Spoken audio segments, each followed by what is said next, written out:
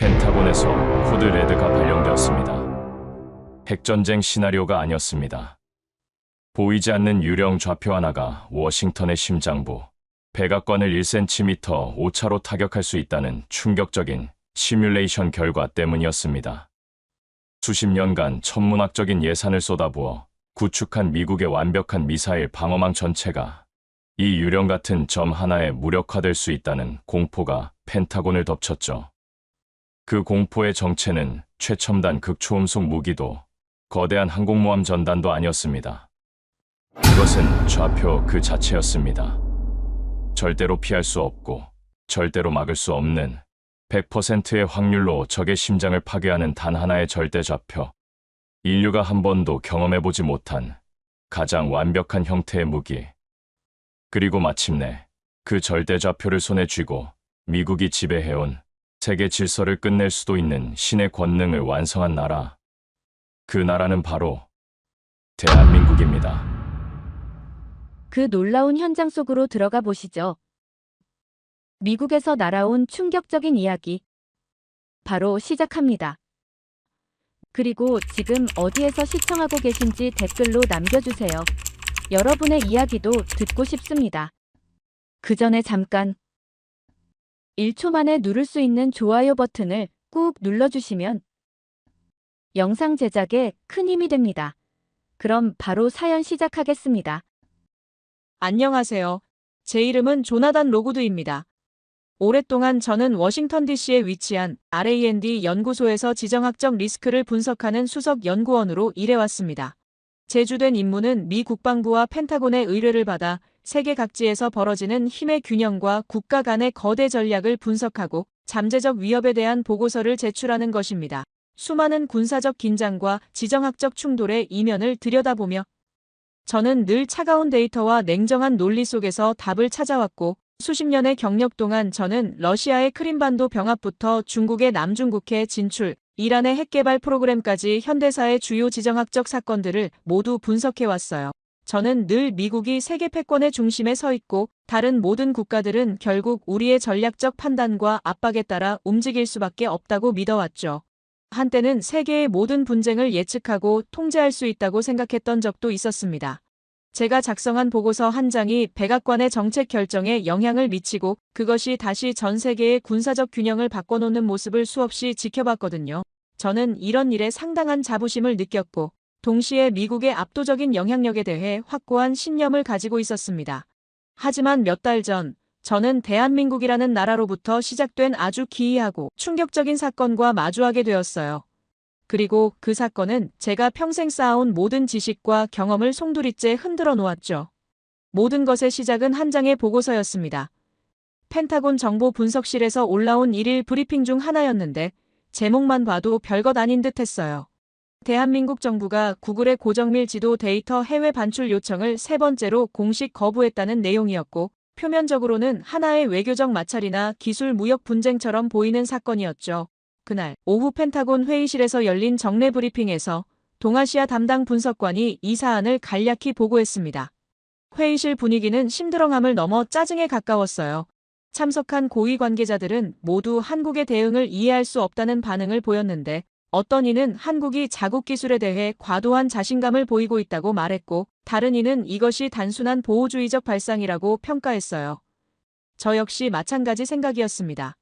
고작 지도 데이터 때문에 세계 최강의 동맹국인 미국과의 관계에 긴장을 유발하는 한국의 행동이 도무지 이해되지 않았기 때문이에요. 당시 저는 이것을 완전히 잘못된 지정학적 판단이라고 분석했습니다. 혹은 시대에 뒤떨어진 데이터 주권이라는 명분에 사로잡힌 어리석은 고집이라고 생각했죠. 제 머릿속에는 이미 결론이 나와 있었습니다. 한국은 자국의 기술력을 과대평가하고 있고 미국의 경제적 압박이 본격화되면 결국 굴복할 것이라는 예측이었어요. 하지만 회의가 끝나고 연구실로 돌아와 관련 자료들을 더 자세히 살펴보면서 무언가 이상하다는 느낌이 들기 시작했는데 한국의 대응 방식은 단순한 고집이라고 보기엔 너무나도 체계적이고 단호했어요. 마치 잘 짜인 각본에 따라 움직이는 것 같았습니다. 일반적으로 작은 나라들은 미국의 압박에 직면하면 협상 테이블에서 양보안을 모색하기 마련인데 한국은 오히려 더욱 강경한 입장을 고수하고 있었어요. 저는 점점 더 깊은 의문에 빠져들었고, 이것은 새로운 시대의 전쟁, 즉 물리적 충돌 없이 보이지 않는 영역에서 상대를 무력화시키는 하이브리드 전쟁의 일부가 아닐까 하는 생각이 들었습니다. 어쩌면 이것은 우리가 알지 못하는 한국의 고도의 전술적 기만일지도 모른다는 생각까지 들었어요. 그날 밤 연구실에서 늦게까지 관련 자료들을 뒤적이면서 저는 한 가지 확신하게 되었는데, 이 문제는 단순한 무역 분쟁이 아니라는 것이었습니다. 그 이면에는 우리가 아직 파악하지 못한 더 큰 그림이 있다는 직감이 들었어요. 결국 저는 펜타곤의 특별 요청으로 이 한국의 불가해한 도발에 대한 심층 분석 프로젝트를 맡게 되었습니다. 그때까지만 해도 저는 이 문제가 몇 주 안에 해결될 간단한 퍼즐이라고 생각했어요. 한국 정부의 진짜 의도를 파악하고 적절한 압박과 회유책을 제시하면 결국은 미국의 요구를 받아들일 것이라고 확신했습니다. 그것이 제가 지난 20년간 경험해온 세계 패권 경쟁의 당연한 질서였으니까요. 제 보고서 첫 페이지에는 이렇게 쓰여 있었습니다. 한국의 과대평가된 기술적 자신감이 동맹 관계에 불필요한 긴장을 유발하고 있다는 분석이었어요. 이 문장이 얼마나 거대한 오만이었는지를 깨닫는 데는 그리 오랜 시간이 걸리지 않았지만, 그때의 저는 여전히 미국 중심의 세계관 안에서 모든 것을 해석하려고 했고, 한국이라는 나라가 우리에게 던질 수 있는 진짜 도전의 규모를 전혀 짐작하지 못하고 있었습니다. 분석을 시작하기 위해 저는 한국의 고정밀 지도, 그들이 디지털 트윈이라고 부르는 것의 기술 사양 데이터를 요청했습니다. 펜타곤의 정보 수집 부서를 통해 공식적으로 입수 가능한 모든 자료를 모았어요. 며칠 뒤 제 연구실의 보안 모니터에 암호화된 데이터 패키지가 전송되었을 때, 저는 여유롭게 커피를 한 잔 들고 와 자리에 앉았습니다. 그리고 데이터를 확인하기 시작했죠. 처음에는 그저 놀라웠어요. 대한민국의 모든 현실 공간을 오차범위 10cm 미만으로 구현했다는 대목에서는 잠시 눈을 의심했습니다. 저는 미군의 최첨단 위성 정찰 시스템도 잘 알고 있었는데, 그런 정밀도를 국가 전체 규모로 달성한다는 것은 이론적으로는 가능하지만 현실적으로는 거의 불가능에 가까운 일이었거든요. 하지만 데이터를 더 자세히 들여다볼수록 저의 놀라움은 경악으로 바뀌기 시작했습니다. 이것은 단순한 3차원 지도가 아니었어요. 모든 도로의 경사각과 차선 정보는 물론 건물의 외벽과 보이지 않는 지하시설의 좌표까지 하나의 데이터로 통합되어 있었습니다. 심지어 실내 공간의 구조와 지하철, 터널의 세부 설계까지 포함되어 있었어요. 제가 아는 한 이런 수준의 정밀도로 국가 전역을 공식 데이터베이스로 구축한 사례는 전 세계 어디에도 없었습니다. 미국도 마찬가지였어요. 우리는 특정 군사시설이나 핵심 도시 지역에 대해서만 이 정도 수준의 정밀 지도를 보유하고 있었는데, 한국은 나라 전체를 이런 식으로 매핑해 놓았다는 것이었습니다. 시간이 지날수록 제 등에서는 식은땀이 흐르기 시작했어요. 가장 충격적인 것은 갱신 주기였습니다. 위성 데이터와 차량의 주행 기록, 심지어 일반 시민들이 사용하는 길찾기 앱의 데이터까지 모두 융합해서 단 하루 만에 지도 전체를 업데이트한다는 것이었거든요. 이것은 지도가 아니었습니다. 말 그대로 현실 세계와 함께 숨쉬고 변화하는 살아있는 또 하나의 대한민국이었어요. 저는 무의식적으로 제가 평소 분석하던 미군의 최신 정찰 위성 데이터와 비교하지 않을 수 없었습니다. 우리가 수주일에 걸쳐 겨우 갱신하는 군사급 정보보다 한국의 민간 지도 데이터가 더 빠르고 정확했어요. 이것은 도대체 어떻게 가능한 일인지 이해할 수 없었습니다. 더욱 놀라운 것은 데이터의 통합성이었는데, 한국은 서로 다른 출처에서 오는 엄청난 양의 정보를 하나의 일관된 좌표계로 융합하는 기술을 완성했습니다. 위성에서 촬영한 영상과 드론으로 측량한 데이터, 그리고 수백만 대의 차량이 실시간으로 수집하는 주행 정보까지 모든 것이 완벽하게 동기화되어 있었어요. 제가 특히 주목한 부분은 군사시설에 대한 정보였는데, 한국의 디지털 트윈에는 자국의 군사기지와 핵심 인프라의 정확한 좌표까지 포함되어 있었습니다. 이것은 단순히 민간용 내비게이션을 위한 것이 아니라는 확실한 증거였고, 그들은 처음부터 이 기술을 군사적 목적으로 설계했던 것이었어요. 그날 밤 저는 연구실에 불을 끄지 못했습니다. 모니터에 떠있는 디지털 트윈은 보면 볼수록 기이하고 압도적이었기 때문이었죠. 이것은 인류의 역사상 처음으로 시도되는 완전히 새로운 차원의 기술이었습니다. 저는 제 분석 노트에 미친 듯이 질문들을 써내려가기 시작했어요. 한국은 왜 이런 말도 안 되는 물건을 만들었는가? 대체 이걸로 무엇을 하려는 것인가? 그들의 진짜 비밀은 무엇인가? 확실한 것은 이것이 상업용 내비게이션을 위해 만들어진 것이 아니라는 점이었습니다. 그 안에는 훨씬 더 거대하고 어쩌면 무서운 목적이 숨겨져 있었어요. 저는 여전히 이 기술을 기존의 군사적 패러다임 안에서 이해하려고 애썼습니다. 정찰 자산이나 미사일 타격, 정확도 향상 같은 익숙한 용어들로 그 가치를 평가해 보려고 했지만 데이터를 분석할수록 이런 기존의 관점으로는 도저히 설명이 안 되는 부분들이 너무 많았습니다. 특히 실시간 갱신 능력은 정말 이해할 수 없었는데 한국은 전국의 모든 변화를 하루 단위로 추적하고 있었습니다. 새로 생긴 건물부터 도로 공사 현장까지 심지어 임시로 설치된 교통 표지판까지 모든 것이 실시간으로 지도에 반영되고 있었어요. 이런 수준의 정보 수집과 처리 능력은 상상을 초월하는 것이었죠. 마음 한구석에서는 거대한 불안감이 피어오르고 있었습니다.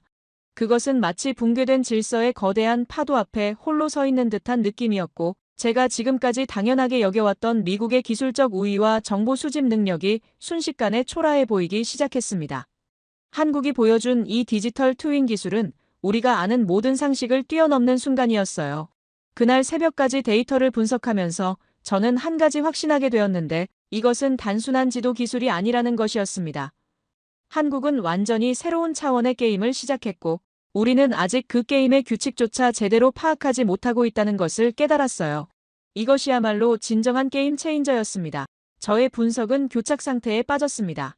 한국의 디지털 트윈은 분석하면 할수록 그 기술적 깊이를 가늠하기 어려웠고 무엇보다 그들의 진짜 전략적인 의도를 파악할 수 없었어요. 단순한 지도, 데이터에 대한 집착이라고 보기엔 그 안에 들어간 비용과 기술력은 상상을 초월했습니다. 며칠간 같은 자료만 들여다보면서 저는 점점 더 깊은 혼란에 빠져들었어요. 제가 지금까지 축적해온 모든 분석, 방법론이 한국의 디지털 트윈 앞에서는 무력해 보였습니다. 이것은 단순히 기술적 우위의 문제가 아니라 완전히 다른 차원의 사고방식에서 나온 결과물이라는 느낌이 들어서 관점을 바꾸기로 했습니다. 왜 만들었는가가 아니라 이것을 어디에 쓸 것인가를 먼저 파악하기로 했죠. 만약 저 살아있는 지도가 하나의 거대한 무기라면 그 무기를 사용하는 주체는 누구일까 하는 의문이 들었습니다. 한국이 이렇게 엄청난 투자를 해서 만든 디지털 트윈이 단순히 방어적 목적만을 위한 것일 리는 없었기 때문입니다. 저는 펜타곤의 최고 보안 등급을 통해 최근 몇 달간 한국이 동해상에서 진행했던 모든 군사 시험 데이터를 열람하기 시작했는데 특히 한미 합동훈련 중에 수집된 정보들을 중점적으로 살펴봤어요. 이런 자료들은 평소에는 접근하기 어려운 최고 기밀 등급이었지만 제가 맡은 특별분석 프로젝트의 권한으로 일부 문서를 볼 수 있었습니다. 그리고 마침내 펜타곤의 지하 데이터 분석실, 그 차가운 정적 속에서 저는 제 평생의 지적 오만을 산산조각 낼 하나의 이름과 마주하게 되었어요. 바로 현무였습니다. 한미 합동훈련 과정에서 한국군이 시연한 탄도미사일의 이름이었죠. 화면에 떠오른 것은 현무의 실제 발사 시험 데이터였는데 미군 첩보 위성과 합동훈련에 참가한 미 해군 함정들이 수집한 궤적과 속도, 그리고 최종 타격 지점에 대한 상세한 정보였어요. 저는 데이터를 보는 순간 무언가 심각하게 잘못되었다는 것을 직감했습니다. 숫자들이 전혀 말이 되지 않았어요. 미사일의 비행 속도부터 시작해서 대기권 재진입 각도, 그리고 최종 목표물을 향한 돌입 속도까지 모든 것이 제가 알고 있던 탄도미사일의 일반적인 성능 범위를 벗어나 있었습니다. 특히 대기권 재진입 이후 최종 목표물로 돌입하는 단계에서 보여준 미사일의 움직임은 제가 아는 모든 물리 법칙을 거스르고 있었고 엄청난 속도로 낙하하면서도 마치 살아있는 생물처럼 예측 불가능한 궤도로 회피 기동을 하고 있었습니다. 이것은 적의 방공망을 뚫기 위한 단순한 회피 기동이 아니었어요. 적의 모든 전자전 시도를 무력화시키고 완벽한 화력 우위를 점하기 위한 고도로 계산된 공세 전개 그 자체였습니다. 더욱 놀라운 것은 현무가 보여준 다단계 기동 능력이었어요.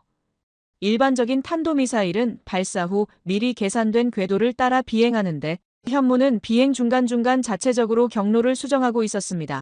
마치 스스로 판단하고 결정하는 인공지능이 탑재된 것처럼 보였어요. 가장 경악스러운 것은 마지막 데이터였는데 원형 공산 오차, 즉 미사일이 목표로부터 빗나간 오차 범위가 사실상 0에 가까웠어요. 센티미터 단위의 오차로 가상의 목표물을 정확하게 관통했습니다. 이건 정말 불가능한 일이었어요. 현재 미군이 보유한 그 어떤 최첨단 미사일도 이런 수준의 정밀도를 구현하지 못합니다. 저는 즉시 데이터 조작 가능성을 의심했습니다. 어쩌면 이것은 미국의 정보력을 시험하기 위한 한국의 고도의 심리전일지도 모른다고 생각했어요. 하지만 여러 경로를 통해 재확인한 결과 데이터는 모두 사실이었고 심지어 합동훈련에 참가한 미군 관측팀들도 같은 결과를 보고했습니다. 그 순간 지난 20년간 단 한 번도 흔들린 적 없었던 제 분석 능력에 대한 믿음이 처음으로 금이 가기 시작했습니다. 이것은 단순한 성능 개선이 아니었어요. 게임의 규칙을 완전히 파괴하는 괴물의 등장이었습니다. 저는 제 분석 노트에 떨리는 손으로 단 한 문장을 적었습니다. 도대체 어떻게 이것이 가능한가? 그날 이후 저는 제 연구실에 틀어박혀 밤을 새워가며 현무의 비밀을 파헤치기 시작했습니다. 이것은 더 이상 펜타곤의 공식적인 프로젝트가 아니었어요. 제 지적 자존심을 건 보이지 않는 존재와의 싸움이었습니다. 제가 평생 쌓아온 모든 전문 지식과 분석 능력이 시험대에 오른 기분이었어요. 저는 먼저 현무의 불가능한 속도와 내구성의 비밀을 추적했습니다. 그런 엄청난 속도와 압력 속에서 예측 불가능한 회피 기동을 버텨내려면 기존의 합금으로는 기체가 공중에서 분해되어야 마땅했어요. 물리학의 기본 법칙을 생각해보면 절대 불가능한 일이었습니다. 저는 미군의 모든 신소재 데이터베이스를 샅샅이 뒤졌지만 해답을 찾을 수 없었어요. 우리가 개발 중인 최첨단 합금들조차 현무가 보여준 성능을 설명하기에는 턱없이 부족했습니다. 며칠 밤낮으로 자료를 뒤져도 실마리조차 찾을 수 없었는데 그러다 우연히 한국의 한 연구소가 비공개로 발표한 작은 논문 하나를 발견했습니다. 제목도 생소한 신소재에 관한 내용이었어요. DSX-4K라는 처음 들어보는 이름의 니켈 기반 초합금이었습니다. 섭씨 1680도의 초고온을 견디면서도 기존 소재보다 훨씬 더 가볍고 단단하다는 내용이었어요. 논문을 읽어갈수록 저는 점점 더 충격에 빠졌습니다. 이 소재의 성능 데이터는 현재 미군이 개발 중인 그 어떤 첨단 합금보다도 뛰어났어요. 특히 고온에서의 강도 유지 능력과 열팽창 계수는 상상을 초월하는 수준이었습니다. 이런 소재가 실제로 존재한다면 항공우주 분야의 판도가 완전히 바뀔 수 있다고 생각했고 그 순간 제 머릿속에 모든 회로가 연결되는 듯한 충격이 왔습니다. 바로 이것이었어요. 현무의 불가능한 움직임을 가능하게 만든 괴물의 심장이었습니다.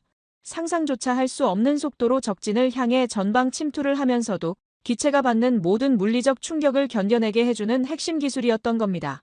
마지막 제압 사격 순간에 오차를 보정해줄 무언가가 반드시 있어야 했어요. 그것도 실시간으로 목표물의 정확한 위치를 파악하고 미사일의 경로를 수정할 수 있는 시스템이 필요했습니다. 저는 며칠 밤낮으로 고민했지만 해답을 찾지 못했어요. 그러다 문득 제 뇌리를 스치고 지나가는 것이 있었습니다. 바로 몇 주 전 저를 혼란에 빠뜨렸던 한국의 디지털 트윈 데이터였어요. 혹시 이 두 가지 사이에 연관성이 있을까 하는 직감이 들었습니다. 저는 미친 듯이 제 컴퓨터의 데이터베이스를 뒤졌어요. 그리고 현무 미사일의 최종 타격 지점 좌표와 한국의 디지털 지도 데이터를 하나의 화면에 띄웠습니다. 두 개의 서로 다른 출처에서 온 데이터를 겹쳐보는 순간 저는 저도 모르게 자리에서 벌떡 일어나고 말았어요. 온몸에 소름이 돋고 등줄기에서는 식은땀이 흘러내렸습니다. 정확하게 일치했습니다. 현무 미사일이 타격한 가상의 목표 지점은 디지털 지도에 표시된 지하 수십 미터 깊이의 벙커 환기구, 그 직경 50cm의 작은 구멍과 정확히 일치했어요. 이것은 단순한 우연의 일치가 아니었습니다. 이제 모든 것이 분명해졌어요. 현무는 인공위성 항법 시스템에만 의존해서 날아간 것이 아니었습니다. 마지막 도립 단계에서의 미사일은 스스로 한국의 디지털 트윈, 즉 살아있는 현실 세계의 복제품에 접속해 자신의 위치를 실시간으로 확인하고 오차를 보정했던 겁니다. 지도가 바로 현무의 두뇌였던 것이죠. 심장이 뛰는 괴물에게 현실과 똑같은 세상을 볼 수 있는 눈을 달아준 셈이었어요. 저는 한동안 아무 말도 할 수 없었습니다. 제가 지금까지 별개의 사안이라고 판단했던 지도와 신소재는 사실 현무라는 무시무시한 괴물을 완성하기 위한 두 개의 거대한 축이었던 겁니다. 경악, 그 이상의 감정이었어요. 그것은 제가 평생 처음 느껴보는 완벽한 지적 패배감이었습니다. 한국은 우리가 상상조차 할 수 없는 차원에서 완전히 새로운 무기 체계를 개발해낸 것이었어요.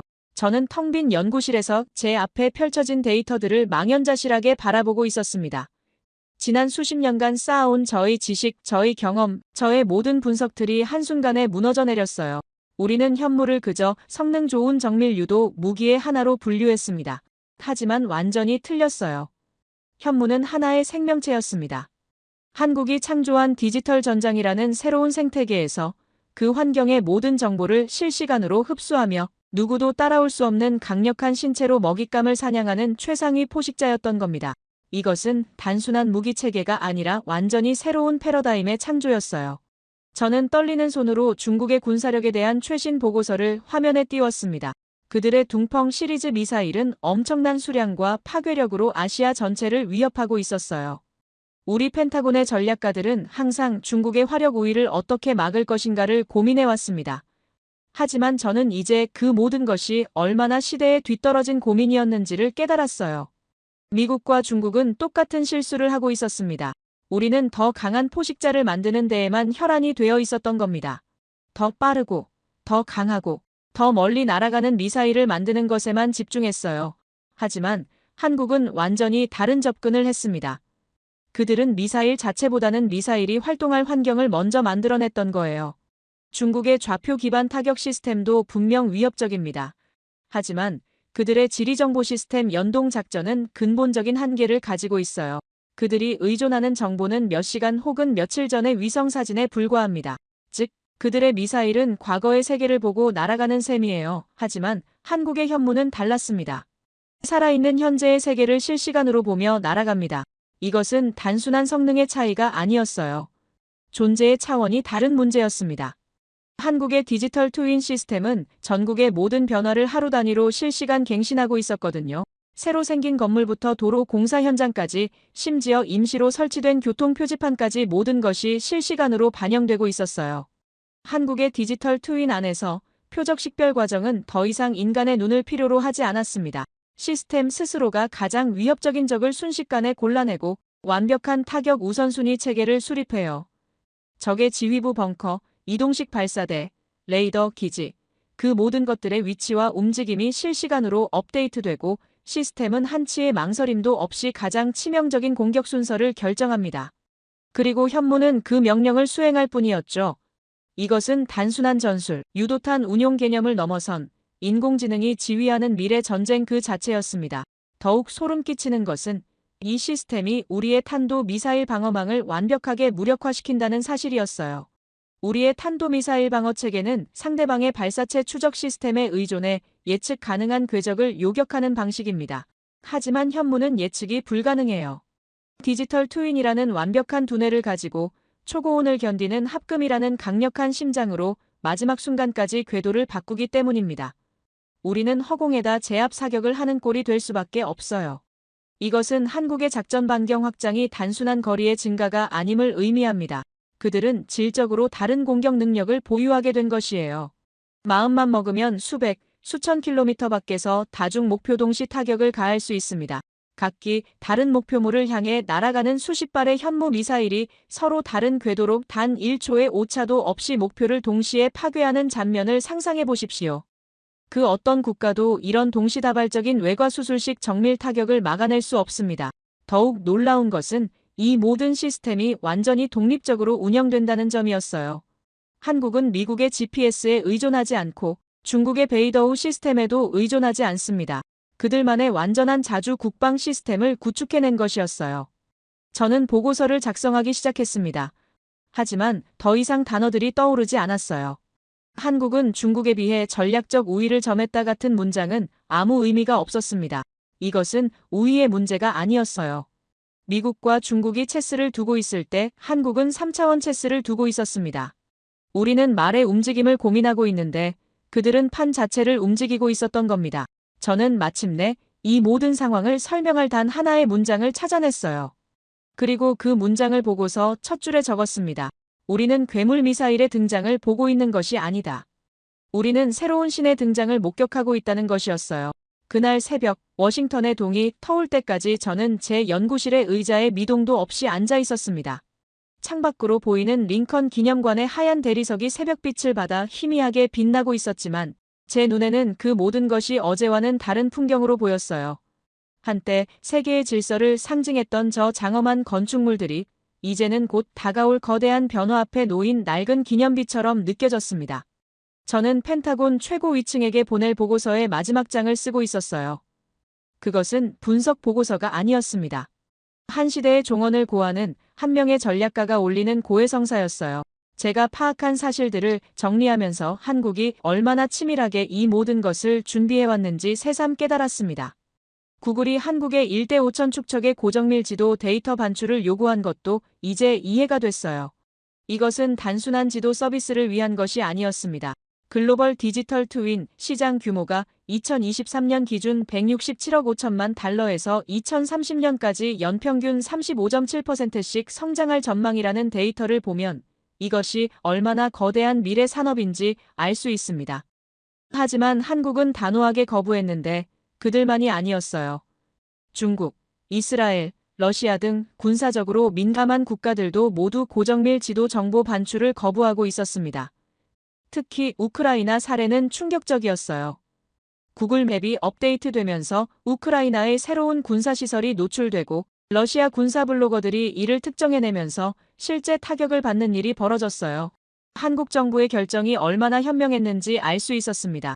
더욱 놀라운 것은 구글이 최근 미국 정부의 행정명령에 따라 멕시코만을 미국만으로 표기를 바꾼 사실이었어요. 만약 한국의 지도 정보가 구글에 넘어갔다면 동해가 일본해로, 독도가 다케시마로 표기될 위험이 충분히 있었던 겁니다. 보고서의 결론은 명확했습니다.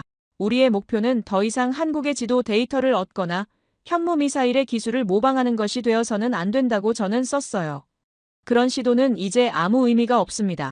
그것은 마치 폭풍 후의 비밀을 알기 위해 파도의 모양을 흉내내는 것과 같은 어리석은 지식것과 다름없는 것이었어요. 우리가 배워야 할 것은 그저 눈에 보이는 기술이 아닙니다. 그 경이로운 기술들을 잉태시킨 한국에 보이지 않는 전략적 사상과 설계, 철학 그 자체예요. 한국의 기술 개발 철학은 근본적으로 인간 중심적이었습니다. 그들의 디지털 트윈 시스템을 보면 일반 시민들이 사용하는 길찾기 앱이 데이터까지 모두 통합하고 있어요. 이것은 미국의 접근법과는 완전히 달랐습니다.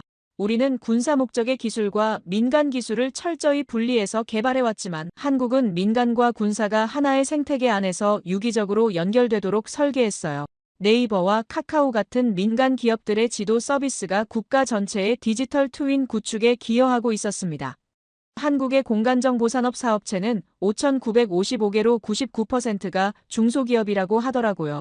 이것은 기술 개발이 소수의 대기업에 집중된 것이 아니라 전 국민이 참여하는 거대한 프로젝트였다는 의미예요. 이런 접근법은 미국이나 중국에서는 상상할 수 없는 일이었습니다. 지난 수십 년간 우리 미국은 세계 최강의 군사력을 바탕으로 동맹국들에게 우리의 방식을 강요해왔습니다. 우리의 무기, 우리의 시스템, 우리의 규칙을 따라야만 안보를 보장받을 수 있다는 보이지 않는 압박이 항상 존재했어요. 우리는 그것이 동맹을 위하는 길이라고 믿었습니다. 하지만 한국은 달랐죠. 그들은 우리의 보호 아래 안주하는 길을 택하지 않았습니다. 그들은 굴욕과 위협 속에서 수십 년에 걸쳐 자신들만의 생존 방식을 처절하게 만들어냈어요. 그들이 만든 디지털 트윈은 단순히 정밀한 지도가 아니었습니다. 그것은 외부의 그 어떤 도움 없이도 스스로의 힘으로 국가 전체를 지켜내겠다는 절박한 의지의 산물이었어요. 그들이 만든 초고온 내열 합금은 단순히 강력한 소재가 아니었습니다. 누구에게도 의존하지 않고 스스로의 심장으로 날아오르겠다는 독립의 선언이었어요. 그리고 그 의지와 선언이 결합하여 탄생한 괴물 현무는 더 이상 우리의 통제와 규칙이 통하지 않는 새로운 시대가 왔음을 알리는 신호탄이었습니다. 가장 놀라운 것은 한국의 이런 혁신이 폐쇄적인 군사기술 개발이 아니라 열린 민간 생태계에서 나왔다는 점이었어요. 네이버 지도와 카카오맵 같은 서비스들이 외국인 관광객들을 위한 다국어 지원을 강화하고 실내 지도나 혼잡도 체크 같은 혁신적인 기능들을 지속적으로 개발하고 있었습니다. 이런 민간의 기술 혁신이 결국 국가 전체의 디지털 트윈 역량으로 이어진 것이었어요. 반면 우리 미국은 어떻게 했을까요? 우리는 구글이나 애플 같은 빅테크 기업들이 전 세계의 데이터를 수집하는 것을 당연하게 여겨왔지만 정작 우리 자신의 핵심 기술은 소수의 군산복합체에만 의존해왔어요. 한국처럼 전 국민이 참여하는 기술 생태계를 만들지 못했던 겁니다. 저는 보고서의 마지막 문장을 이렇게 썼습니다. 우리가 현재의 전장에서 승리하는 법을 고민하는 동안 한국은 이미 다음 세대의 전장을 창조했다. 그들은 더 이상 우리의 파트너가 아니라 우리가 따라가야 할 미래 그 자체일지도 모른다. 만약 우리가 이 사실을 인정하고 그들의 철학을 배우려 하지 않는다면 미국은 다가올 미래 전장에서 좌표 종속국으로 전락하게 될 것이다. 보고서를 전송하고 저는 조용히 자리에서 일어났습니다. 지난 몇 달간 저를 짓눌렀던 거대한 의문들이 비로소 하나의 명확한 결론으로 귀결되는 순간이었어요. 한국은 우리에게 아무것도 강요하지 않았습니다. 그들은 단지 묵묵히 자신들의 길을 걸어왔을 뿐이에요. 그리고 그것이 그 어떤 위협보다도 강력한 메시지가 되어 워싱턴의 심장부를 뒤흔들고 있었습니다. 저는 이제 더 이상 한국을 분석의 대상으로 보지 않습니다. 그들은 저에게 그리고 우리 미국에게 진정한 힘이 무엇인지 가르쳐준 스승이에요. 기술의 우위가 아닌 꺾이지 않는 의지와 미래를 내다보는 철학이야말로 한 국가를 위대하게 만든다는 사실을 말입니다. 한국의 조용한 혁명은 이제 막 시작되었어요. 그리고 세계는 그들이 열어젖힌 새로운 시대의 문 앞에서 숨죽이며 그 다음을 기다리고 있습니다. 제 이야기를 끝까지 들어주셔서 감사합니다. 모두 안녕히 계세요. 오늘의 사연 어떻게 들으셨나요?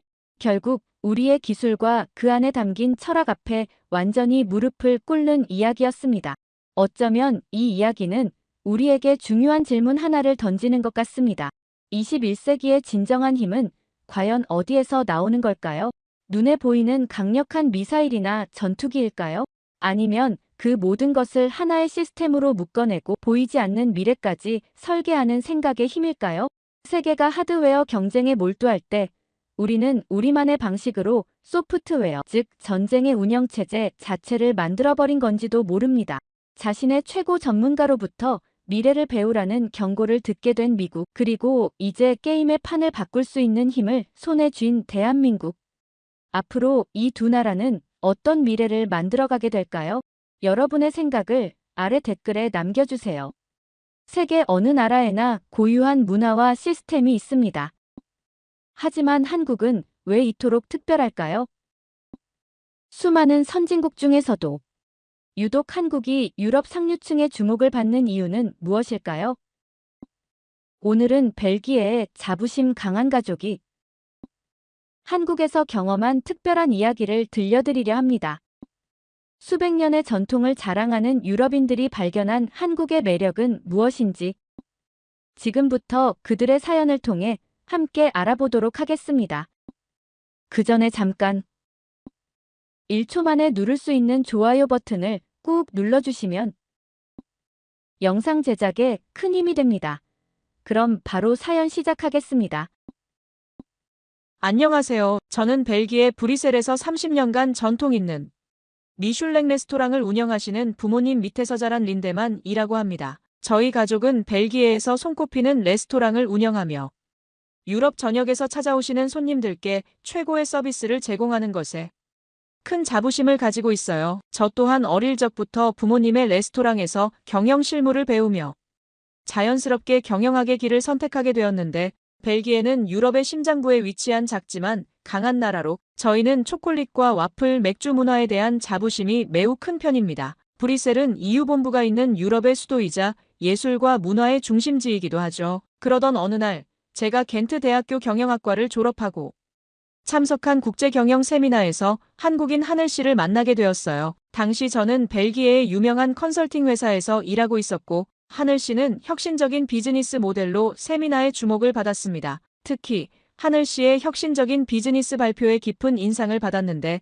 세미나가 끝나고 브뤼셀의 작은 카페에서 이야기를 나누면서 그의 따뜻한 마음과 진취적인 생각에 자연스럽게 이끌리게 되었어요. 하늘 씨는 제게 한국의 발전상과 문화를 열정적으로 들려주었습니다. 처음엔 단순히 아시아의 작은 나라라고만 생각했지만 놀라운 경제성장과 첨단 기술, 독특한 문화 이야기를 들으며 점점 더 관심이 커져갔어요. 그렇게 우리는 사랑에 빠졌고 2년간의 연애 끝에 결혼을 결심했죠. 하지만 부모님께 하늘 씨와의 결혼 이야기를 꺼냈을 때 정말 큰 반대에 부딪혔어요. 벨기에 사람들은 자국의 문화와 전통에 대한 자부심이 매우 강한 데다가 부모님은 제가 먼 아시아의 낯선 나라로 시집가는 것을 몹시 걱정하셨거든요. 부모님께서는 30년간 일구어온 레스토랑을 제가 이어받기를 원하셨고 벨기에의 전통과 문화를 지켜나가길 바라셨어요. 더구나 오랜 가게 일로 어머니는 손목과 허리가 아버지는 무릎 관절이 좋지 않으신 상황이었죠. 아버지는 지도에서도 찾기 힘든 먼 나라로 어떻게 가느냐 며 한숨을 쉬셨고 어머니는 며칠 동안 저와 말씀도 하지 않으셨어요. 하늘 씨는 수차례 가게를 방문해 부모님께 진심을 전했고 저는 한국과 벨기에를 잇는 새로운 사업 구상을 설명드렸어요. 하지만 잘 알지도 못하는 나라로 딸을 보내는 것이 더욱 불안하셨나 봐요. 벨기에는 비록 작은 나라지만 EU의 중심지로서의 자부심과 오랜 역사를 지닌 문화 강국이라는 애정이 있어서 부모님은 제가 그런 환경을 떠나 낯선 나라에서 살아갈 것을 무척 걱정하셨습니다. 하지만 하늘 씨와 저는 서로를 깊이 이해하고 신뢰하며 사랑했기에 문화적 차이를 극복하고 새로운 삶을 시작하기로 결심했어요. 제가 한국에서의 새로운 도전을 결심하게 된 이유 중 하나는 하늘 씨의 비전과 열정이었어요. 우리는 서로를 존중하고 신뢰가 쌓여서 모든 어려움을 함께 헤쳐나갈 수 있을 것이라 믿었습니다. 결혼식을 마치고 한국으로 향하는 비행기 안에서는 설렘과 두려움이 교차했어요. 낯선 땅에서의 새로운 시작이 기대되면서도 부모님과 멀어진다는 생각에 마음 한켠이 무거웠습니다. 하늘 씨가 준비한 서울 상암동의 새보금자리를 보고 저도 모르게 안도감이 밀려왔어요. 월드컵 경기장이 보이는 탁 트인 전망의 아파트는 벨기에의 오래된 건물들과는 다른 현대적인 매력이 있었습니다. 그렇게 한국 생활에 적응해가던 어느 날 기쁜 소식을 접하게 되었어요. 임신 테스트기의 두 줄을 보는 순간 벅찬 감동에 눈시울이 붉어졌습니다. 부모님께 이 소식을 전하고 싶어 서둘러 연락을 드렸는데 걱정스러운 소식을 듣게 되었어요. 어머니가 30년간의 레스토랑 일로 손목과 허리가 많이 안 좋아지셨다는 이야기였습니다. 벨기에의 의료 시스템은 한국과 비교하면 너무나 더딘 편이에요. MRI 예약만 해도 몇 주를 기다려야 하고 검사 결과를 받는데도 며칠이 걸립니다. 비용도 한국의 몇 배는 더 들어가는데 보험 적용을 받아도 상당한 금액을 부담해야 했어요. 반면 제가 느낀 한국의 의료 시스템은 놀라움 그 자체였습니다. 임신 초기 검진을 받으러 갔을 때 당일에 모든 검사와 결과 상담까지 진행되는 걸 보고 깜짝 놀랐어요. 첨단 의료 장비와 효율적인 시스템, 친절한 의료진을 경험하면서 한국이 세계 최고의 의료 시스템을 가졌다는 말이 과장이 아니구나라는 생각이 들었습니다. 이런 경험을 하면서 어머니의 치료도 한국에서 받으시면 좋겠다는 생각이 자연스럽게 들었어요. 벨기에에서는 며칠을 기다리며 고통을 겪으실 어머니를 생각하니 마음이 아팠습니다. 어머니의 치료를 고민하던 중 부모님께서 드디어 한국 방문을 결심하셨어요. 그 소식을 듣고 나서 인천공항에서 부모님을 기다리며 제 마음은 설렘과 긴장으로 가득 찼습니다. 그렇게 어머니 아버지는 한국에 도착을 하셨고 임신 초기라 배는 아직 눈에 띄지 않았지만 아버지는 제 얼굴을 보시고 바로 눈치를 채셨어요. 우리 린데만이 엄마가 될 준비를 하고 있구나 하시며 환하게 웃으시던 모습이 아직도 생생하게 기억나요. 그때 제 마음속에선 기쁨과 감동이 넘쳐났습니다. 그리고 부모님을 맞이하기 위해 공항에 들어서며 첫 번째로 느낀 것은 벨기에와는 전혀 다른 한국의 공항이 주는 깔끔하고 현대적인 분위기였어요. 벨기에의 공항도 나쁘지 않지만 한국 공항의 시설은 그야말로 완벽했죠. 아버지는 감탄을 금치 못하시며 연신 여기 정말 다르네라고 하셨고 어머니는 화장실을 보고는 마치 호텔처럼 깨끗하다며 놀라셨습니다. 하지만 오래된 비행과 긴 여행에 지친 어머니의 몸은 예상보다 더 많이 힘들어 보였습니다. 관절 통증이 더욱 심해진 듯했죠. 그 모습을 보며 가슴이 아팠어요. 한국에 오면 더 나아지실 거라고 믿었지만 부모님께서 겪는 고통을 지켜보는 게 쉽지 않았습니다. 차를 타고 서울로 향하는 동안 아버지는 창밖의 풍경을 바라보며 눈을 반짝이셨는데 한강과 빌딩들을 보면서 감탄하셨습니다. 그동안 듣기만 했던 서울의 발전된 모습이 현실로 다가왔다는 느낌이었죠. 반면 어머니는 계속해서 허리 통증에 힘들어하셨습니다. 차 안에서 어머니가 조금이라도 편하게 앉으시려고 안간 힘을 쓰실 때 아버지는 다정하게 손을 잡고 괜찮아, 조금만 참아, 곧 편해질 거야 라며 어머니를 위로하셨어요. 서울 아파트 단지에 도착했을 때 처음에는 빽빽하게 들어선 높은 건물들을 보고 어머니의 표정이 걱정스러워지셨습니다. 이런 곳에서 어떻게 숨을 쉬니? 하시며 한숨을 쉬셨죠. 저도 그 마음을 이해했기에 어머니의 걱정이 더 크게 느껴졌습니다. 하지만 아파트 단지 입구에 자동문이 열리고 그 안으로 들어서자 부모님의 표정이 서서히 달라지기 시작했어요. 아파트 단지 안으로 들어서자 펼쳐진 광경에 부모님의 눈이 점점 커져갔습니다. 마치 작은 도시를 보는 것 같다고 하시면서 단지 내에 실내 수영장과 피트니스 센터, 도서관이 있다는 사실에 놀라워하셨어요. 겨울이라 실내 수영장이나 야외 시설은 제대로 이용할 수 없었지만 그럼에도 불구하고 이 모든 시설이 아파트 단지 안에 있다는 것만으로도 부모님은 크게 감동하셨습니다. 벨기에에서는 상상도 할 수 없는 규모의 시설들이었고 입주민들만 이용할 수 있는 프라이빗한 공간에 아버지는 깊은 인상을 받으신 눈치였어요. 저는 이곳이 한국의 아파트 문화를 대표하는 곳이라고 설명해드렸고 아버지는 마치 리조트에 사는 것 같구나 하시며 감탄하셨습니다. 아이들이 안전하게 뛰어노는 놀이터, 어르신들이 담소를 나누시는 경로당, 젊은 부부들이 운동을 즐기는 피트니스 센터까지 하나의 공동체가 형성된 모습들이 있다는 말에 매우 인상적이었나 봅니다. 부모님은 이곳에서의 생활이 편리하고 안전하다는 사실에 또 한 번 감동하셨습니다. 우리 딸이 좋은 곳에서 사는 것 같아 다행이다 라고 하시며 안도의 미소를 지으셨어요. 이번 한국의 겨울 날씨는 부모님의 예상을 뛰어넘을 정도로 추웠습니다. 벨기에의 겨울도 춥지만 이렇게 뼛속까지 시린 추위는 처음이라며 놀라워하셨어요. 차가운 바람을 맞으며 현관문을 열자마자 부모님의 표정이 180도 확 바뀌었는데 발끝부터 전해지는 따스한 온기에 두 분 모두 깜짝 놀라신 눈치였습니다. 어떻게 이렇게 따뜻하니? 하고 물으시기에 스마트폰 앱으로 미리 난방을 설정해 두었다고 설명드렸어요. 한국의 온돌 난방 시스템이라는 말에 더욱 관심을 보이셨습니다. 벨기에의 라디에이터는 공기를 데우는 방식이라 실내가 건조하고 온도가 고르지 않은데 바닥에서 올라오는 따뜻함이 신기하다고 하셨어요. 저는 손님방으로 쓰는 서재로 안내해드렸는데 보드라운 이불이 깔린 바닥에 조심스레 앉아보신 어머니의 눈이 더 커지셨습니다. 아이고 이게 뭐야? 하시며 놀라워하셨죠. 유럽은 항상 입식 생활에 익숙해 있기 때문에 아버지는 방을 둘러보시며 바닥에서 자는 것인지 궁금해하시더라고요. 저는 한국에서는 이 방식이 아주 흔하다고 설명드렸죠. 처음에는 저도 조금 이상하게 생각했지만 지금은 오히려 더 편하다고 덧붙였어요. 어머니는 호기심 어린 눈으로 이불을 만져보시면서 푹신푹신하고 보들보들하네라고 하셨지만 바닥이 차갑지 않을까 걱정하셨는데요. 저는 흥분한 마음으로 이 바닥에서 펼쳐질 놀라운 일을 설명했죠. 제 말을 들은 어머니는 눈이 커지셨습니다. 잠시 후 바닥이 차가운 게 아니라 따뜻한 열이 올라온다고 알려드렸어요. 한국의 전통 난방 방식인 온돌이라 겨울엔 이불 속에 파묻혀 있으면 그야말로 천국 같다고 덧붙였습니다. 아버지는 장난스러운 눈빛으로 이제 한국 전문가가 된 거야? 라며 그럼 우리 딸 덕분에 제대로 한국 온돌 체험 한번 써봐야겠다 하셨어요. 저는 키득거리며 아버지에게 내일 아침이면 온돌에 팬이 되어 있을 거예요. 아마 한국의 온돌에 눌러앉고 싶어질 수도 있어요. 라고 농담을 했습니다. 부모님이 호기심 가득한 모습으로 다가오는 게 너무 귀여워 보였어요. 이내 허리를 펴고 편안한 표정을 지으셨습니다. 간단히 저녁을 먹고 긴 비행으로 피곤해하던 부모님은 일찍 잠자리에 들기로 하셨어요. 속으로 웃음을 지으며 다음 날이 정말 기대되었습니다. 그런데 해가 이미 높이 떠 있었는데도 부모님 방에서는 아무 소리가 들리지 않아 조금 걱정이 됐어요. 조심스럽게 문을 두드려 보았더니 놀라운 장면이 펼쳐져 있었는데 부모님은 온돌 바닥에 팔베개를 하고 자석처럼 서로 꼭 붙어 계셨습니다. 엄마 아빠 해가 중천이에요.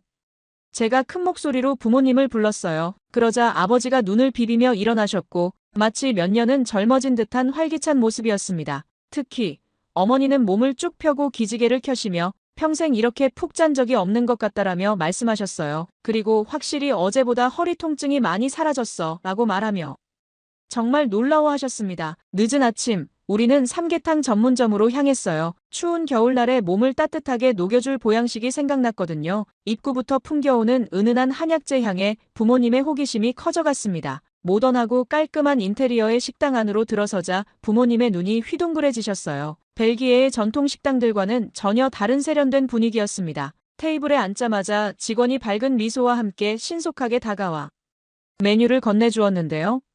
주문을 하자 마치 마법처럼 순식간에 테이블이 다채로운 반찬들로 가득 채워졌습니다. 알록달록한 나물들과 김치, 장아찌들이 작은 그릇에 정갈하게 담겨 있었어요. 이 많은 음식을 우리가 다 시켰나요? 아버지가 걱정스러운 표정으로 물으셨습니다. 이 모든 것이 기본 반찬이며 물도 무료로 제공되고 원하면 더 리필도 가능하다고 설명하자 부모님은 믿기지 않는다는 듯 서로를 바라보셨어요. 우리가 30년간 벨기에에서 레스토랑을 운영하면서도 이런 서비스는 상상도 못했네요. 이렇게 많은 반찬을 무료로 제공하면 식당 운영이 어렵지 않을까?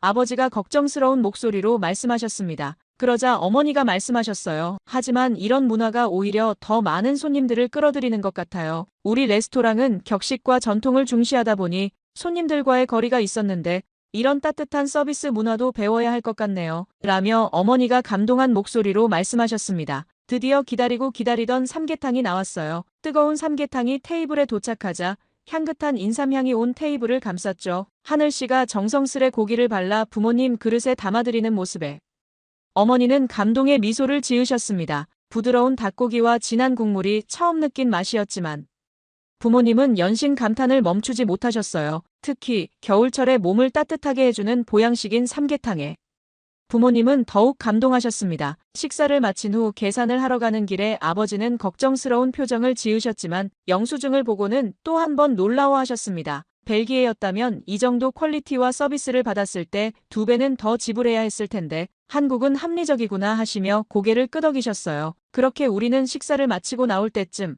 어머니께서 갑자기 허리를 잡으시며 얼굴을 찌푸리셨어요. 온돌방에서 잠시나마 기운이 나셨지만 아무래도 추운 날씨 때문에 통증이 다시 심해진 것 같았습니다. 사실 이런 상황을 미리 예상하고 한의원을 예약해둔 상태였었어요. 그래서 차 안에서 어머니께 엄마, 오늘은 한의원에 가서 치료를 받아볼 거야. 내가 미리 예약해뒀으니까 걱정 마세요 라고 말씀드렸습니다. 한의원에 가기까지 어머니는 여전히 걱정스러운 표정을 짓고 계셨지만 저는 한의학이 오랜 전통을 자랑하는 안전한 치료법이라며 한의원에서 어머니가 좀 더 편안하게 지내실 수 있도록 도와줄 거예요 라고 말씀드렸어요. 한의원 안에 들어서자 은은한 한약재 향이 코끝을 스쳤고 깔끔하고 현대적인 인테리어가 부모님을 편안하게 만들어 주었어요. 벨기에에서는 경험할 수 없었던 따뜻하고 친절한 분위기였기에 부모님도 조금씩 긴장이 풀리는 듯 했습니다. 진료실에 들어서자 간호사 선생님께서 친절한 미소로 우리를 맞이해 주셨고 한의사 선생님께서는 최신 장비로 어머니의 건강 상태를 꼼꼼하게 체크해 주셨어요.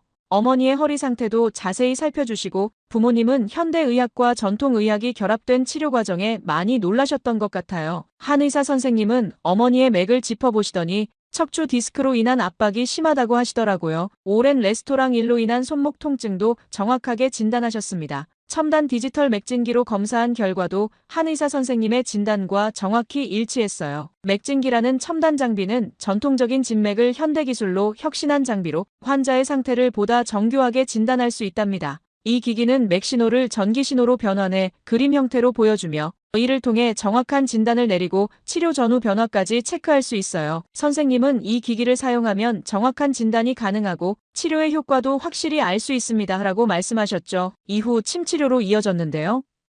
어머니는 처음 받아보는 침 치료에 긴장하셨지만 한의사 선생님의 부드러운 손길에 인해 편안해지셨어요. 한의학에서는 침을 사용해 인체의 기운을 조절하고 자가 치유력을 활성화시켜주면서 약물을 사용하지 않으며 자연적인 방법으로 치료가 진행되기 때문에 부작용도 적다고 말해주셨어요. 특히 환자 개개인의 체질에 맞는 맞춤형 치료가 가능하다고 했을 때 이런 점들이 어머니께서는 물론 저에게도 매우 안심이 되게 했어요. 이어서 진행된 추나요법은 어머니의 굳어있던 근육을 부드럽게 풀어주었는데 주로 척추와 관련된 근육을 풀어주는 매우 효과적인 치료법이라며 추천해 주셨고 특히 척추관 협착증, 허리 디스크, 목 디스크 등 다양한 척추 질환에 탁월한 효과를 보인다고 말씀해 주셨어요. 그리고 수술 없이 척추의 정렬을 교정하고 통증을 완화시킬 수 있다는 말씀에 더욱 기대감을 가졌습니다. 어머니는 추나요법이 진행될 때마다 점점 더 이완되는 느낌을 받으셨고 이렇게 부드럽게 풀어주니까 몸이 정말 가벼워지는 기분이에요 라고 말씀하셨어요. 마지막으로 허리와 손목에 부착한 한방파스에서는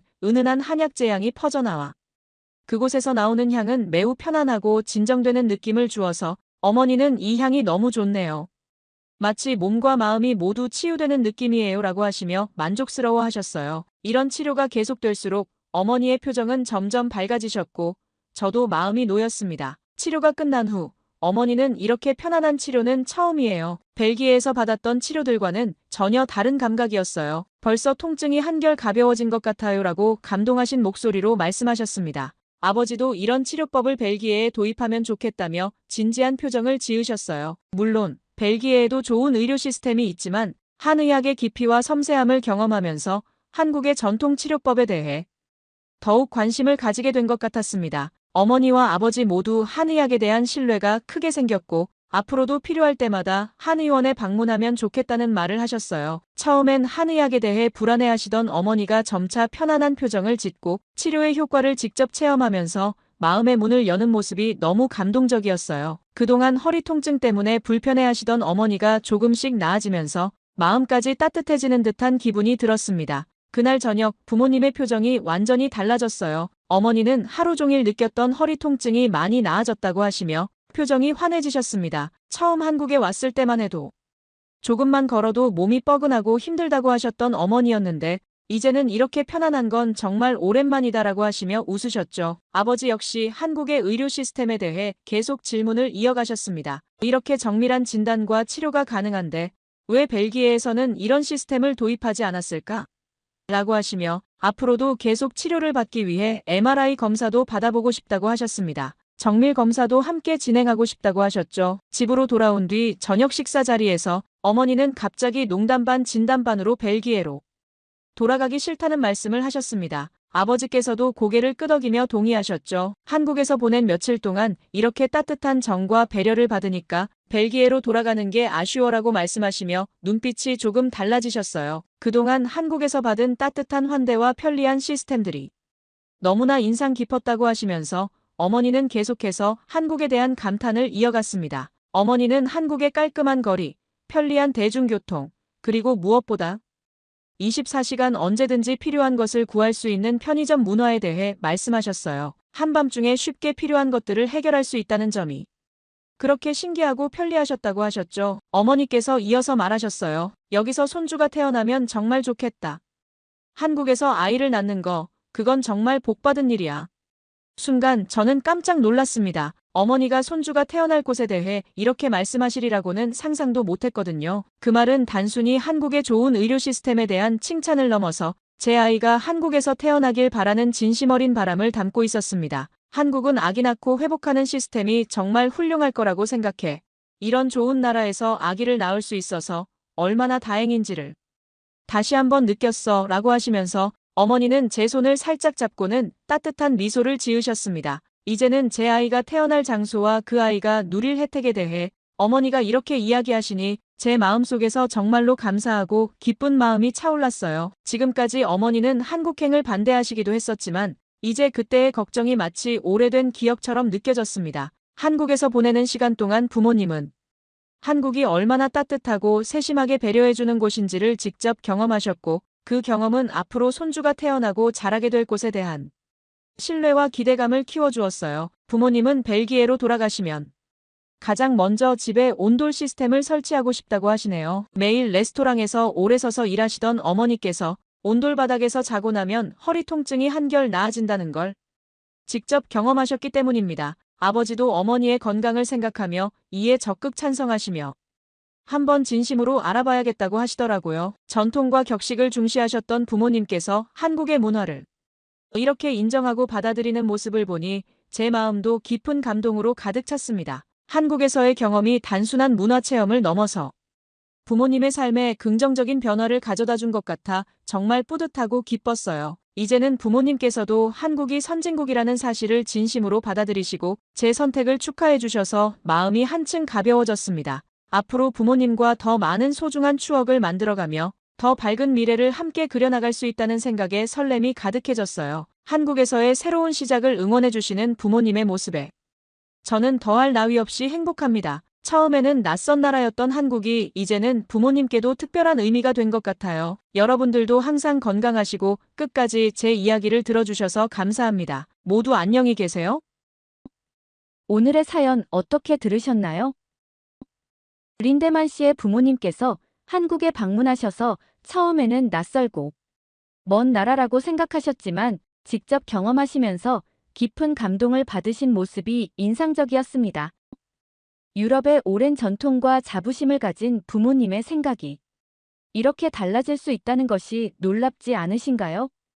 때로는 직접 경험하고 체험하는 것이 모든 편견을 깨는 가장 좋은 방법이 될 수 있나 봅니다. 린데만 씨의 이야기처럼 우리가 미처 알지 못했던 우리나라의 또 다른 모습들이 있을 것 같은데요. 여러분의 생각을 아래 댓글에 남겨주세요. 그리고 감동적인 사연을 주변 사람들과 공유하고 함께 이야기 나눠보세요. 마지막으로 1초밖에 걸리지 않는 구독과 좋아요, 알림 설정은 영상 제작에 큰 힘이 됩니다. 지금까지 감동을 담아 여러분께 진심을 전하는 감동담기였습니다. 오늘 하루도 행복한 하루 보내세요.